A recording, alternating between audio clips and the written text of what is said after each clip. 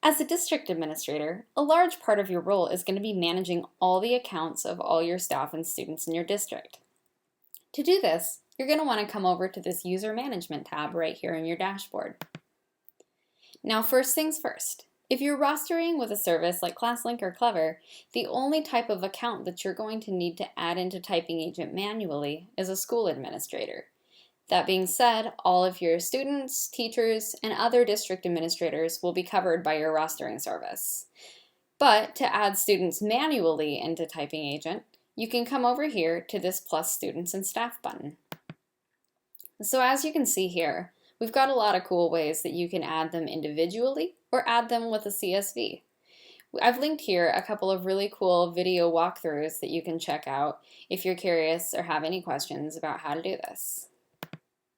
Now over here, we've got this nice colorful graph that is going to show you where your licenses in the program are being used. In the blue section, we see the number of and the percentage of free space that we have in the program. This is how many student licenses you've purchased altogether. Over here in the green, we have just how many licenses are being used by students who are assigned to a classroom. These are students who are currently working and are active and are in a set classroom. Now over here in the yellow, we have unassigned students. What that means is that these unassigned students are taking up a license in your program, but they're not assigned to any classroom. Coming down here to these three buttons, we've got this pencil and paper. This is going to unassign all students in your district from their classrooms. This can be really handy if you'd like to keep the same students in your district for the next school year, but they're going to be moving up classrooms. This gives you a handy way to keep them in your account, but still be able to reorganize them into their proper classrooms for the new year. The download CSV file is going to let you download via CSV file a copy of all of your users in your program. This can be really helpful for backup, or if you'd like to just re-upload a new file for the new year with a few changes.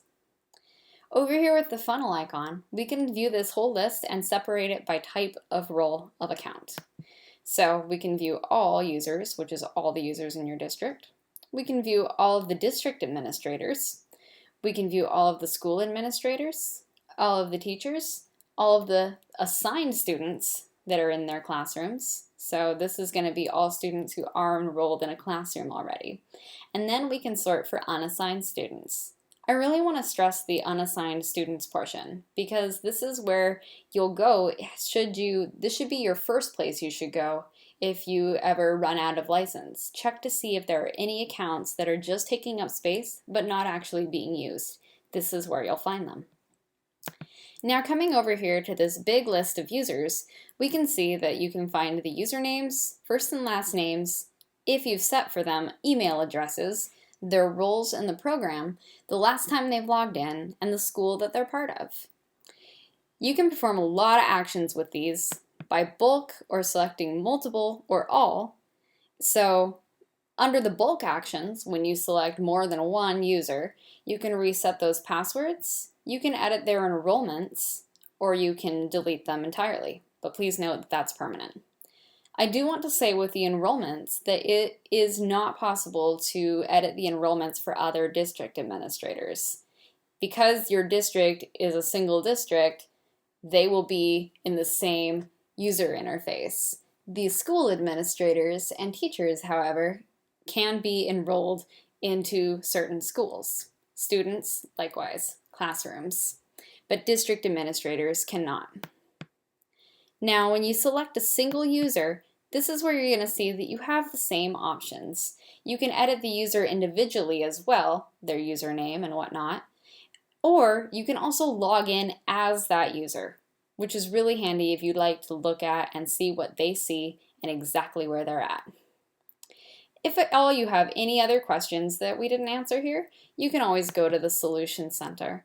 The Solution Center is going to be your first stop if you ever have any questions that the program proposes to you that you can't figure out.